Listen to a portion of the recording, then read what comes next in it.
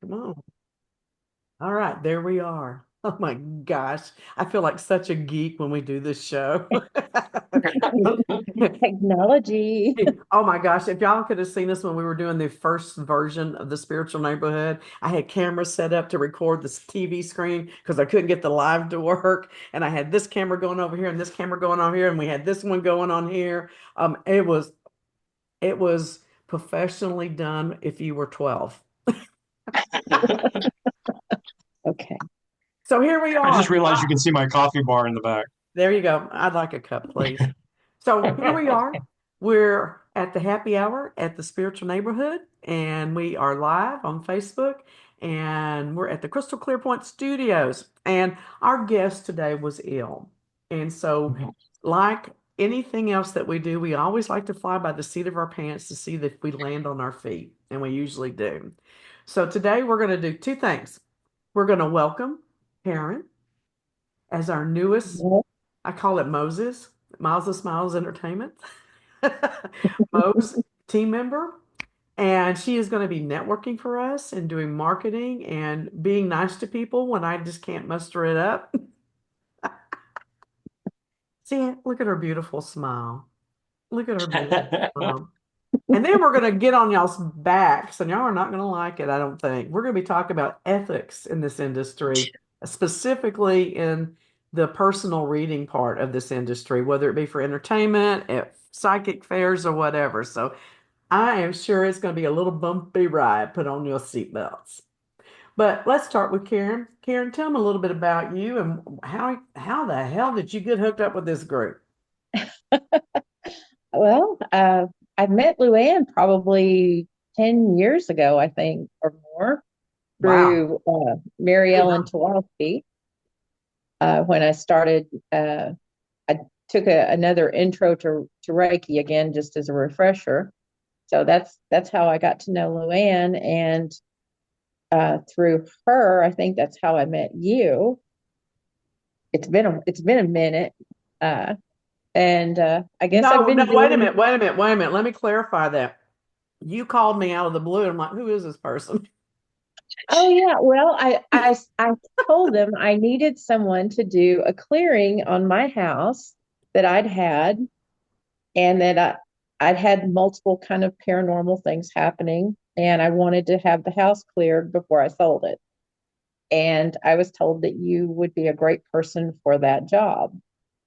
And I knew that it would require a team, and you did recruit a team of three other people to go in with you. And I believe there was what, seven or nine different entities that you ended up clearing out of that Well, you're not counting the Indian tribe that was in the closet. that was there. No, Yeah, no pun, Matthew. it was a lot of different energy with portals that we didn't realize was from a spring underground, and the house got a lot calmer, and things were happy, and the sale went through, and I was able to leave that property after 34 years and feel really good about it Can because I I, take just 2 minutes and tell people about this house? Because this house really yeah, knocked my panties off. It did. I was not prepared for what we encountered. First of all, there was obviously a lot of energy. We had a ley line on the property. We had a deep spring that was still running, and I was able to clarify some of this through geographical things later on to make sure I was getting the right, you know, feedback. Um, there had been a suicide on the property, and the only thing that I could not verify was that there had been a small massacre of a Native American group on the property. Okay, that's a lot. Just one of those is a lot. But the thing that was the hardest to figure out, and thank God I had some of Karen's family on premises, is that her mother was projecting energy while she was still alive to the premises. And she was she was very attached. she was the major block on the property as far as the energy and stuff. So we had to get her to make an agreement to leave. And Luann was with me. Otherwise, I would have thought I'd have gone stark raving mad and was going to hell because I'd broken every Christian belief I'd ever believed in at the time. Um, and that's when I had to come to grips with, yes, we can be supernatural, and yes, we can be Christian, and yes, we can be discerning, and God intends for this. And the bottom line that comes up is that if you are feeling it, you need to not feel it anymore. So what do you do to get rid of it? That's the bottom line. You know, if people cannot live there and be at peace and be happy, can you do to make it peaceful and happy? So Mhm. that really opened up not my abilities, they were there, but my mind. It opened up my mind. So I was a blessing for me as much as it was for Karen, in my opinion. Mm. It was my first physical experience with spirit.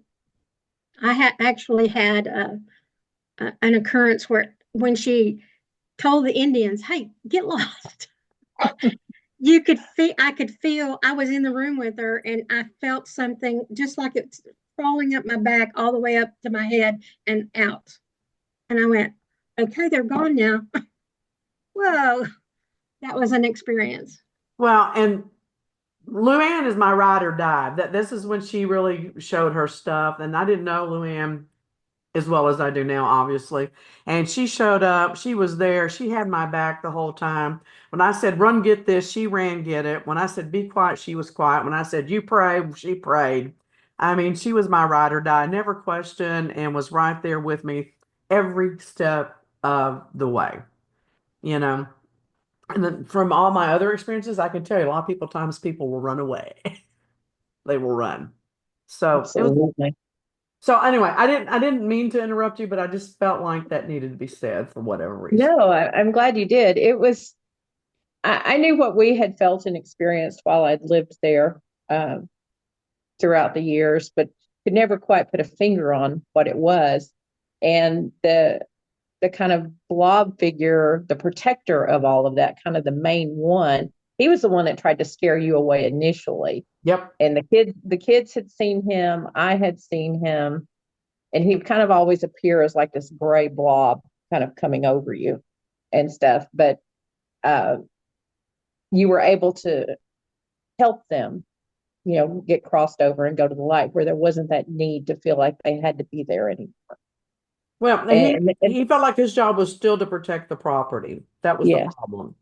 yeah, and because of that, it was causing nightmares for my son and his fiance that were living there because he felt like he had to keep everybody out, and it kind of cleared the way uh, for him to go on to the light and for them to live there peacefully, and for me to just let go because it was the first property I'd ever owned. It was, you know, first marriage, first love, the whole bit. So it was a whole lot packed into that entire property and the letting go process after that long.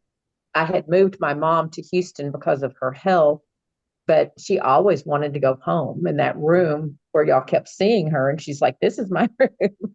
Yep. And you could smell her cigarette smoke and the whole bit. She was very firmly entrenched there.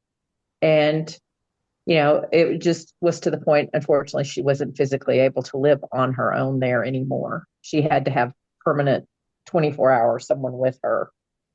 And it was interesting with her being a Gemini that she had projected her kind of soul self in that attachment to the house. Well, it was very intriguing, and a lot of arguments were going on that day. I argued with a lot of people. What's going on, Matthew? I I've actually, I mean, experienced this, and one of the things that I've studied in school was kind of the mediumship and so on and so forth. And when that kind of energy happens, it's called a trapped aspect. Hmm. So an aspect of a person like actually physically manifests or spiritually manifests energetically inside of a space or a room or what have you. And so it's interesting that you're saying that because I can actually like see that trapped aspect like just Hmm. permeating everything that was there. And it was like it got stronger at the outside. And then like when you got to the center, it was like more like lighter. It's just like Yes. I'm keeping everybody out. I'm keeping, this place safe. Let me be right here. And so I just I kind of saw that. Now that you have a word for it, a trapped aspect. And that happens a lot in houses because, say, for example, a person was very depressed or they had anger issues or whatever else like that. The way that they get over that sometimes is they push that aspect away from them. Okay. And it actually manifests inside of a room. It manifests inside of I've heard it like in a closet, like someone would like put their aspect of depression or, Mhm. anger in the closet. And whenever someone would like open it up and they could physically take out their clothes and be like, "Ah." So it's that trapped aspect of that person. The closets Oh, were really key points in this house. Three of them were. Three of them Mm. were for different reasons. And the last thing about this, just I want to point out real quickly, is that Sharon Cody, one of my spiritual mentors, taught me to use tobacco instead of Mhm. sage. I don't ever use sage anymore.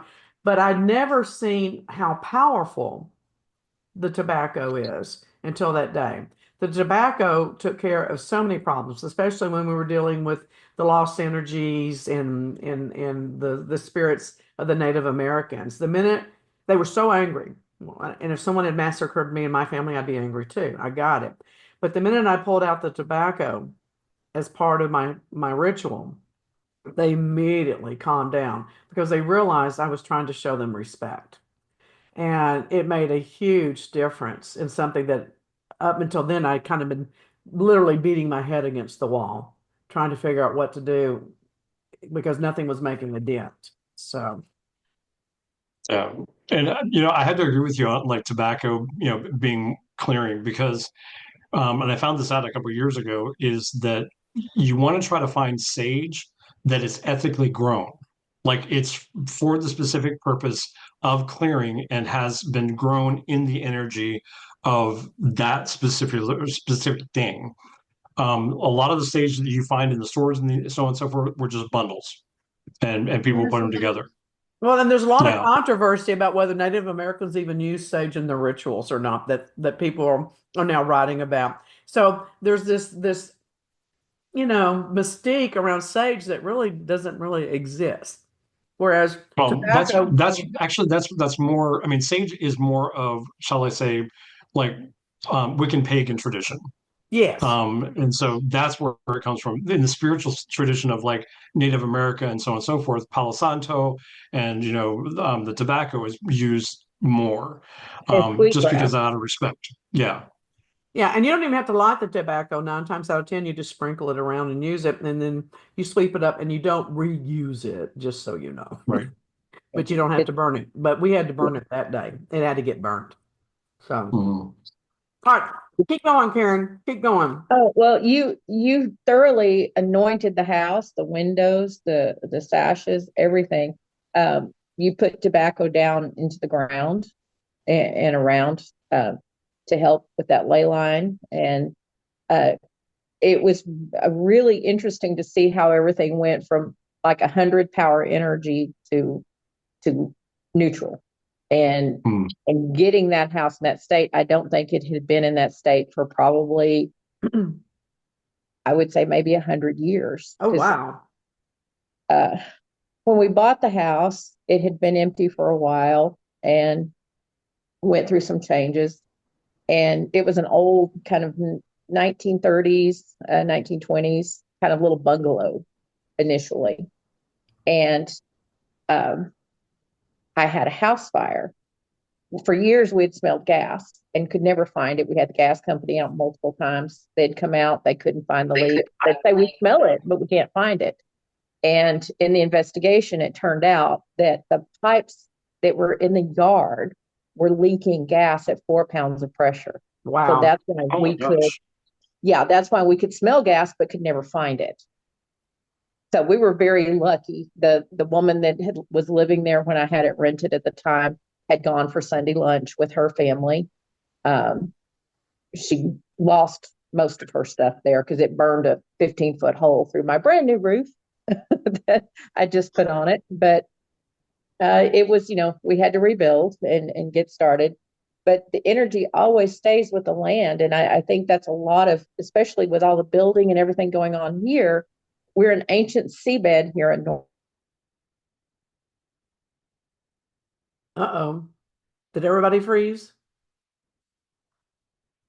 Uh-oh. Uh-oh.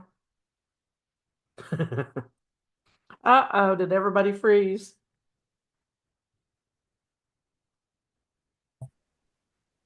Stop playing with things. I'm not touching anything. There. He said, I swear, my hands are still.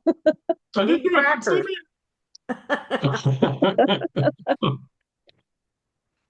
But I think in respecting the land for what it was, and when we do build and we live there, and our lives change throughout the years too, especially when you've been in a property for a long time. And my first husband committed suicide on that property. So that was a lot of grief that was also instilled into the property there, because I had trouble living there. And but I did go back to it eventually. And then after the rebuild, I ended up living there with the kids for probably another 12 years Wow. after that. And, but again, occasionally kids would be like, hey, I saw something kind of weird, or they'd get uncomfortable. Mom never was bothered by it, but I think she was very closed spiritually. I think she just ignored stuff. I think they avoided her like the plague. Well, I think they did probably. It's very interesting because She was very strong herself. She was, and even because all of my brothers have passed, and I asked a friend of ours, Shannon, when Mom was getting ready to transition, I said, "Who's going to come get her?" I said, "She's so she always talks about her boys, her boys, her boys were her life." And I said, "Is it going to be them?" And he said, "No, they don't want anything to do with her." Oh. And I was like, oh dear, that was not what was expected. And he said, no, it's going to be her parents that come to get her. And it was in her last days, she would sit there and look at the wall, and she'd go, who are all those people looking through the door at me? And I'm like, well, I don't know. I said, I can't quite see over there. I said, who are they? She goes, they just keep looking in at me. I said, well, do you want to go over there and talk to them? She goes, nope, not doing it. I was like, okay. That makes sense. She had conversations though that last day with my brothers, with a child that she had miscarried that she never talked about. Oh wow! And she would offer, like, she loved her Diet Cokes like I do, and she'd hold her glass up and say, "Come here, boy, come get a drink of this." And I said, "Who you talk to?" She goes, "That boy over there." I said, oh my all right. God! But they all came to see her, and they all came to greet her, I guess. So when you have people with dementia and they start talking to these people that are out there that we don't see, it's really a conversation that they're having that if you listen, there's messages in there that you need to hear, not so much the conversation that's for her. Well, we could do a whole hour on that, because I have seen in my experiences that that's true with people with mental health issues that have hallucinations. They're not really hallucinating. They're just not in the same dimension that we're in. No, they're communing on a different level. We just don't understand. And the same thing with autism.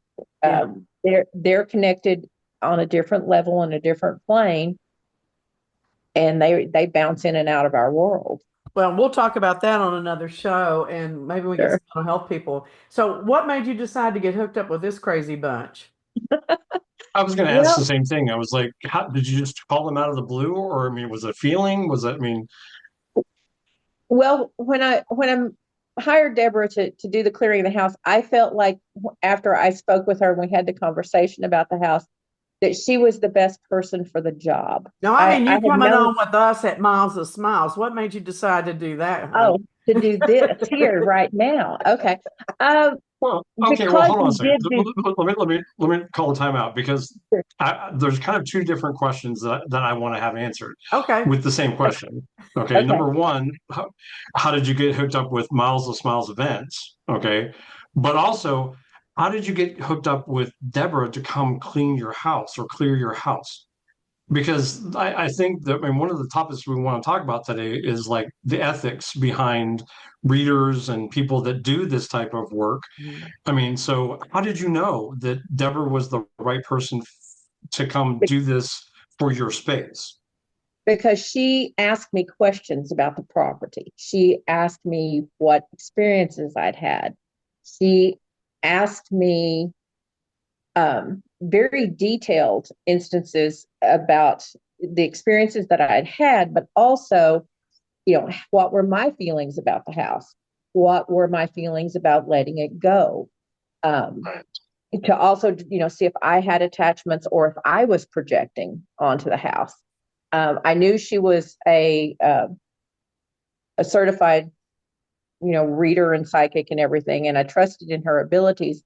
But when I spoke with her, she kind of tapped into the house while I talked to her about it, and she could also pick up on some of the experiences that we had. She was asking questions that were related to that I hadn't said anything about. So that's how I knew she was the right person to do it. And we had talked about her having a team of people because I did feel like there was something more than just one thing going on with it, but I couldn't confirm anything because I didn't really know the history of the house. I'd had some neighbors say that another man had possibly committed suicide there, that had hung himself. And then I'd also um, had lived in that area down the street as a child and had kind of observed some odd things as a child. I saw the kind of the will-o-wisp, the blue lights, I Mhm. guess, one evening I was about 6 years old, and we lived 3 houses down from that at my grandma's. And I wouldn't get out of the car and I wouldn't go near the back window of the house because I kept asking them, "What are those blue lights out there?" And they're looking at me, and I was terrified. And I was like, "We can't go out there. They're there," and they're looking at around, going, "I don't know what she's talking about." But they always kind of knew I was a spooky child a little bit. I would say things because I could see things, but I didn't understand as a child what I was seeing. Gotcha. But no, Deborah, Well, I mean, she made me feel really confident that in going and clearing the house, it wasn't just going to be throw some sage, throw some holy water around, pray over it, and hope that it was going to be better. Because that was my greatest wish for any person or entity, anything that's attached to me, is that we all have peace and clearing. And I didn't want to leave a dirty house, so to speak, energetically. Because people will sell a property or a car or anything, and they never pull their energy back from it. Right. right. And it's the same thing I if mean, you so donate your clothes or whatever. You should pull your energy back from it before you get rid of it. yeah. And we're all familiar with each other. I mean, and we have Yeah. our stories and so on and so forth. But I mean, and so Deborah, I'm gonna ask you and Luann the same question because I mean, I really want to know what you think about this because we kind of got the whole idea that people need to be vetted, so on and so forth, to do this stuff. I mean, there's unethical people out there, so Absolutely. when we talk about this story in specific, what credentials or what did you feel you had in place to be able to say to Karen, you know what, we can come do this for you? Well, I think it ties into two things in my background. One, directly with the private investigations. I want to gather as much information as I can that can be factual without it influencing me or putting too much into my own filter system. So that's a real fine balance and to keep intact. But the other thing is that dealing with mental health issues, I know that there's a lot of things that go on that cannot be proven, cannot be touched, and it may not be my reality, but if someone else believes it, it's their reality, and I have to meet them on their grounds, on their focus. And in fact, we have like a 12-page questionnaire that we have come up with since we did Karen's house with the DFW paranormal team that we have people fill out. One, if they're not willing to fill it out, I'm not willing to go look at their house because we do the paranormal investigation part for free, just so you know. Um, Two, I want to know if there's anything that's a red flag as far as I'm dealing with someone who has other issues that are not spiritually based, so that we know how to approach it. Because I think the worst thing that you can do is go in and say, I cleaned your house and you're all good, and this person then have a breakdown because you fed into their hallucination or their different reality, that type of thing, not knowing. I mean, if someone comes back and they say, yes, I'm being treated for mental health issues and I'm on this kind of medication, doesn't mean that they don't have spiritual issues. In fact, it probably leans that way because of their illness opens up the door. But I need to know how to approach that because what if they have an episode while I'm in their home? Absolutely. You know? So, it to me, it's just been a work in progress all these years. And what got me about Karen's thing is that I had been doing house cleansings and blessings for a long time, but it had been in the Christian dynamic, in the Christian realm, the Christian circle, whatever the hell you want to call it. And so, I don't think I'm really recognizing the psychic community in Dallas as being part of the community. So to have her come and approach me about that, that made me ask a lot more questions than I might have normally because I'm paranoid and suspicious. No. But the the other thing is that, I got involved in the entertainment side of this arena 10 or 20, about 10, 8 years ago, 10 years ago. And I have seen so many people say things that I'm like, how the hell can you look in the mirror and say that to people? And I see a lot of unethical. I see borderline illegal. In fact, I have some clients that I help represent to keep them out of jail that do a lot of things that are illegal. And I'm not condoning what they do, but I'm paid to do a job as a private investigator. And they are getting smart enough to call me and go, can I do this? And I'm like, no, you absolutely cannot do that. No, absolutely not. And I won't help you if you do, that type of thing. And I'm kind of shocked because we have the vetting program now, and it's getting extreme reaction. God, that's wonderful. To like, how dare you question me? But I'm glad that you do. I mean, I myself being a Reiki practitioner, used to 20 years ago when I started that, you didn't really find it. It wasn't as common. Now, everybody that's gone online and their dog, including my dog that has sat through uh, Holy Fire and Karuna Reiki classes, as she's doing now, she did all those online with me through Zoom. Uh, Everyone is a Reiki master. And whether they've taken a course or they've had proper training, we don't know. And in doing classes with Shannon, he'll ask as a requirement, to do Holy Fire Reiki or Angelic Reiki that you've had basic Reiki 1 Right.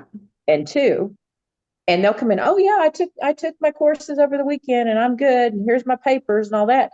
And he'll come in and he'll ask them, okay, let's open up, let's get the energy going. And they're looking at him blinking. They don't have a clue because they just took a 4-hour class and somebody read through a book and they don't know truly what they're doing. Well, let's take it And back a step, Karen. Here's what got my concern and my focus originally. I can't think of any other industry out there where people can get relaxed in yoga pants or even semi-nude or maybe even naked, depending on what they're doing, on a massage table where someone is touching them or near touching them and hasn't had a background check to see if they're a sexual predator or some kind of criminal. That's crazy to me. It's even crazier when I hear about people saying, well, I went to such and such house and I had them put me on a table and do whatever they did. And you're like, how did you know what you were walking into? they don't. And that's why there's so much sexual abuse in the Exactly. spiritual world, in circles, in medicine ceremonies. You have to know who you're dealing with. You have to know their background. Are they certified? Are they a health trained professional if something goes wrong? Uh, I had an experience with a person that grew mushrooms, and Reiki was done over the mushrooms as they were grown, as they were dried, as they were cured, and as they were prepared for the ceremony. And this person was a professional sitter, and she would journey with them. And mushrooms should be done at night. It's not something you do with your morning coffee. Oh, And damn. and and it was done in a way that respected the medicine, the plant, and the person's experience. And you have to be so careful if you're going to be in a vulnerable state. Whenever I've done Reiki, I mean, they're in their full clothes. Nobody's getting unclothed. There's no reason to. And even when you touch people, there's certain areas you don't go to. Even if you feel there's a breast cancer or a testicular cancer or something in, the no-go zone areas, you will keep those hands 12 inches above. And we can do distance. Matthew and Okay. I, But we stop exchange right there. energies. Stop Yes. right there. Let's say that you get someone on your table and you detect a cancer. And this person doesn't know that. Now, there are medical, spiritual people out there. There's no denying that. But are you going to tell someone that you just met that they have cancer, not knowing how they're going to receive that information, how they're going to process it, where their support group is? Do they have a doctor? Yeah. No. And if you do, you not only are you unethical, that's just criminal. That is spiritually criminal, in my opinion. Mhm. Absolutely. You If know? I feel an energy or an injury or something, I'll ask them, hey, have you had some issues here? Or have you had some pain here or any kind of a weird symptom or anything, just to kind of confirm what I'm feeling. But I'll always suggest to them, please go visit your doctor. Please go check it out. Don't ignore symptoms. Well, Matthew had an experience recently in the past couple of weeks. Do you want to share that with us? Sure. I mean, I can share it real quick. I was at an establishment, and it was a psychic fair, so there were a bunch of readers there. And I was sitting there, and I was just in between clients, and a reader behind me, a client came to her, sat down, and I try not to be in everybody's energy, but sometimes that energy just kind of overflows, and you like are caught up into it. Especially this person, because let me just tell you what happened. The gentleman sat down. The first thing out of the reader's mouth was, have you ever had a time in your life where you felt really uncomfortable in church? I mean, really uncomfortable in church. And I heard the gentleman say, no, no, I've never had an uncomfortable experience in church. I've always been, very peaceful at church, blah, blah, blah, so on and so forth. And he's like, yeah, so no, I haven't ever had that. And she's like, okay, good, because that's what I was getting to. Oh no. And I went, oh my gosh, and then what came to me, of course, like, intuitively, I was like, he's going to church to find a godly woman, and that just popped into my head. And I was like, okay. And I don't know why spirit just put it there, like all of a sudden. Oh, come to find out for the process of the reading, and she's just poking around trying to get the right thing, out of this person, that he says, well, I go to church because I want to find a godly woman. Ugh. I mean, and he was talking about, I mean, she was telling him that he was out carousing, and he was looking for a woman the wrong way. And I'm just like, where is your ethics? I mean, seriously, where is your ethics?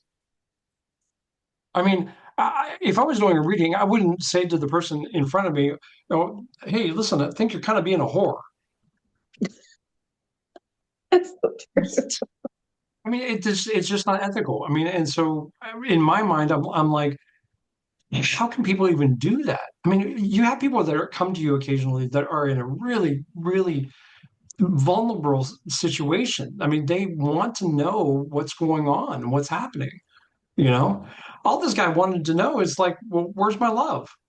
You know, and what he got was, hey, you're You're a carousing. fool. Yeah, you're a Yeah, fool. yeah.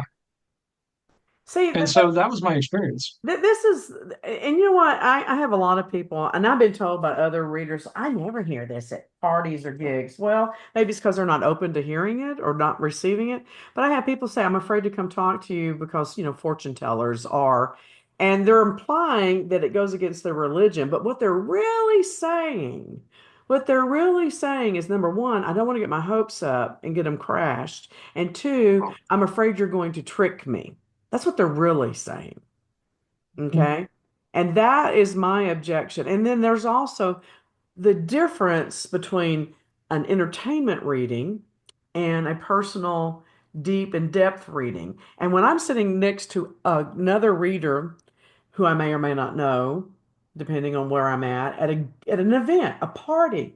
Okay. And they're going, oh, you're going to get a divorce. Your third child's going to create all this problems and the stress is going to break the marriage up, but that's okay. You're going to find the love of your life, blah, blah, blah. I'm just like, oh man, they need to shut up and have a V8, you know? So that's the kind of things that we look for with this vetting program. So they have to read for three different readers. Okay. Show what they do, what they focus on, and then we do a background check on them. It's just that simple. Okay. Do they have a criminal history? Do they have financial issues? We're not pulling credit reports. Okay. I don't give a damn about your credit. But what I care about is did you go to jail because you stole money? Are you a pedophile? You know? And every industry I know out there, I have to go through a background check constantly, and submit fingerprints. We're not getting your fingerprints for God's sake. We're just looking to see what's on record. So you may have been arrested, but if you didn't get convicted, we're not going to know it. Because if you're going to their home or if they're going to a client's home, I want to know if they're going to be lifting the china or the silverware up as they walk out the door. You know what I'm saying? Going through their prescription pills. Yeah. Exactly. And, You can't send people out in a professional manner that if you're not sure who they are and what their own ethics are, you don't want them in your house. I mean, I would never feel, comfortable without being vetted. I want people to know that, hey, I've gone through a process. I've worked with people. They've seen what I do. They've experienced what I do. And whatever happens in our time that we're working together, you'll know is as real and original to you, not to anyone else. mhm. It's not a cookie cutter. I've got 52 cards. And well, if you get the cheetah and the giraffe and the ostrich, you're going to have some financial issues. It's just not the same for everybody. Every No. card, even though it's maybe those three cards, is going to represent something different for each person. So there's a two-tier problem here that we're addressing. One is to have people say, I'm not afraid to be checked. Maybe you don't feel the need. Okay, I'm not trying to shame anyone to do this, but don't make fun of it or knock it down because it serves a purpose. Okay?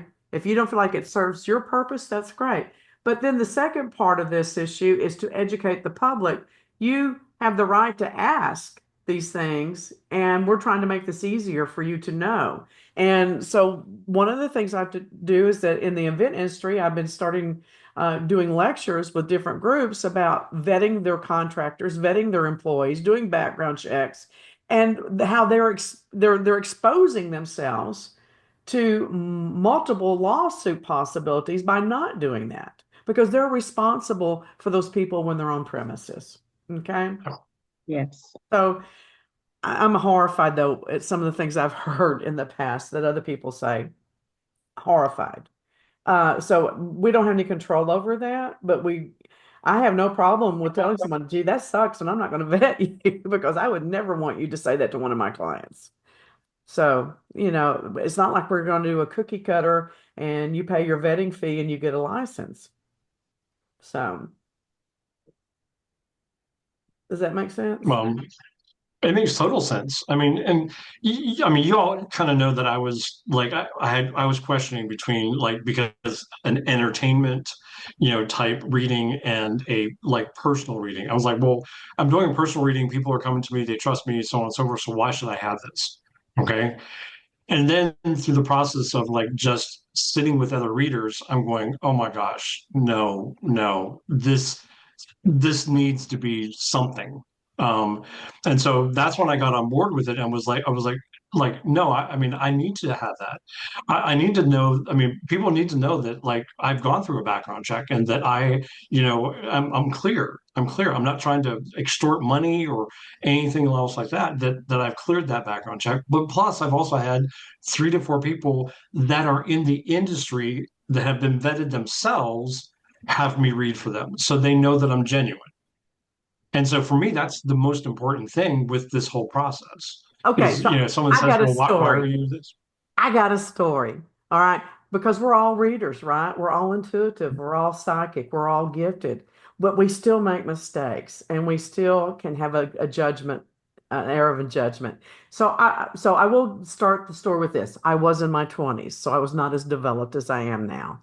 I trusted this guy and I just loved him to death. And we had a great time dating. And he called me from jail. I'm innocent, Deborah. I did not rob that bank. So I posted his bond, okay, because he wouldn't lie to me, and I just love him, and I'm a good judge of character, right? But I had a little twinkling, but I ignored it, okay? So I get him out of jail, and the next thing I know, I hear him on the phone with a travel company making plans to go to Mexico, which means I'm now going to be liable for $10,000 because he's about to jump bond. So I got him arrested and put back in jail before he came down.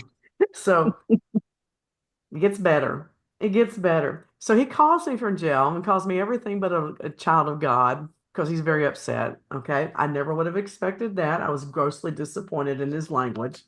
And then he tells me that the bathroom vent in my bathroom needs cleaning. I'm like, what the hell are you talking about? He goes, check the vent in the bathroom. The last time I was there, it needed cleaning. Check it out.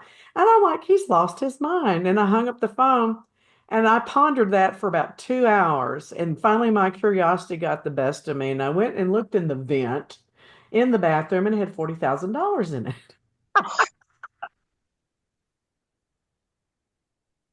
Okay. He just made you an accessory. No, I called the FBI immediately. Okay. So Wow. So yeah, I had a little inkling maybe, who knows? And yeah, he was really, he wasn't gorgeous, but he was a cutie and he was great in bed and all that good stuff. So, my my judgment was flawed, okay? But why have to second guess yourself when you can have some security? And I may trust you and I may trust you and I may trust you, but now I have something to verify why I trust you. Well, I think that people who hire caterers and or maybe they hire somebody to clean their carpet, they always expect those people to be above board, but do they check? Do they check with the whoever they hired them through? And I would bet they did not. You can have some. Because what they do is, oh, well, if they're working for them, then they're okay, right? Well, that's why those companies have signs that says bonded. That means they have an insurance policy that they do screw up, and but if they rob and rape you and kill you, that bond's not going to do you much good either. So, you can only take so many precautions. You do the best you can, but especially when you're dealing with people's emotions and their spiritual world, I want to know that you're better. I don't want to take that risk. If I want to take that risk, I'll go get drunk and go to New Orleans for the weekend and go hop into one of those places. So that wasn't very nice, was it? I guess that wasn't nice. But you know what I mean. You know. A lot of those places are run by Romney gypsies, though. I will say that. Well, it's like going to Third Ward in Houston at night. There's just times that you do and times that you don't. All You don't right. drive down 610 at night in Houston. Okay. So what else do we need to talk about before we close? We got about 7 or 8 minutes before we need to sign off, so I don't have to do any video editing. Well, I'm I don't very have anything grateful else. for the process of vetting. I think it shows that we are willing to stand above board and that what we're doing, we're going to be in our highest ethics at all times, because it's like taking a vow, and when I said, God, I want to be a healer, come through me, use me to do this, to help people feel better. I think we have to hold ourselves to that standard of, I want to be whatever the best I can be. If I want to try to walk in that spirit, God, whatever path, I want to be as much of that as I can. And I think when you go to these metaphysical events or any type of events where people are doing this, you have people that are coming in there, they're wanting serious questions. No one just says, I think I'll go do a reading today. It's always a life crisis of some sort that they're dealing with. And we have to make sure there's people that aren't just going to tell them anything, especially the wrong things that could Exactly. possibly put them on an edge. So does this give you more confidence when you're going to be networking for Miles of Smiles and when you're Yes. uh, Several people, when marketing? I've told them that our readers have been vetted by other people that have been in the business more than 20 years, they're like, oh, wow, they set up, they pay attention to that. Because, like I said, everybody and their dog is a Reiki master or a reader or oracle reader or a crystal bowl healer. And you really need to know that what they're doing. I don't know if you've ever been to a sound event, it'll kick your butt. Mm-hmm. And you have to know that if you're seeing someone that's twitching abnormally, that maybe you need to go, hey, someone needs to go escort this person out, give them some water and give them a break for that, because you don't want to put them into full seizures just because you're playing around and not paying attention to what you're doing. You have to always be aware of your audience. I had to leave the first sound bath that I went to years ago. Years ago, I had forgotten about that until recently. I had to get up and leave.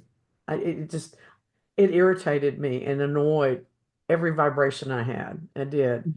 And Matthew, I got to tell you this, darling. You are so full of righteous indignation. I am proud of you for not smacking some of these people upside the head. You've had great restraint. Yes, you have. Yes, you have. So, Karen, I want to welcome you to the team. I'm real thrilled to have you. We've been talking about this for over a year, so I'm just thrilled that it's finally come to fruition. I'm thrilled to be here. So thank y'all. And we will eventually get you some cards with your own name and phone number on there. But let's pass out the ones we got right now, babe. Well, we're all a team here, and we're all doing our best to give the best services that we can provide, and make people's day a little better. Yes. And I will say this, we've only been offering this publicly for about 2 weeks now, and I haven't really promoted it. I just mentioned it a couple of times on Facebook, and we've already had 15 people get vetted. So I'm real thrilled with that. I love that. I think there should be some kind of bar and code of ethics that people agree to follow. Well, it shows they're not afraid to have their own lives scrutinized. Yes, So, absolutely. all right, Luann, tell them how to find you, hun. Email me, LUANN at ancientherbalapothecary.com. All right, Dr. Pierce. You can reach me at matthewapierce.com or matthew@matthewapierce.com. So get a hold of me. All right, Karen. Mama K Healing Works at gmail.com, and or through Miles of Smiles Entertainment. There you go. All right, so let me tell you guys real quick. Next week, we have one of my favorite people in the whole wide world that's going to be on with us, Dr. Audra. Is it Dr. Audra Watley? It is, or is I it? don't know. I I don't don't know. know. I think she did get her PhD I do in, too. I do yeah. too. She was on the show several times when we had the original Spiritual Neighborhood. I just love her. I love her energy. I love what she does. I love her attitude. I love her brain. I love everything about her. Now, the sad news is I may not be here next week because I will be coming back from my cruise with my granddaughter. Yay. My first cruise. I'm a little nervous. You're going to have a great time. But Scott, it will be here and he will make the room work and he'll make everything live. So y'all won't even know I'm gone. So until then, this is Miles of Smiles Entertainment. And this is the Crystal Blueprint Studio. And this was Happy Hour in the Spiritual Neighborhood. And we'll see y'all later. I know. Cheers, y'all. Cheers. Cheers. Sláinte.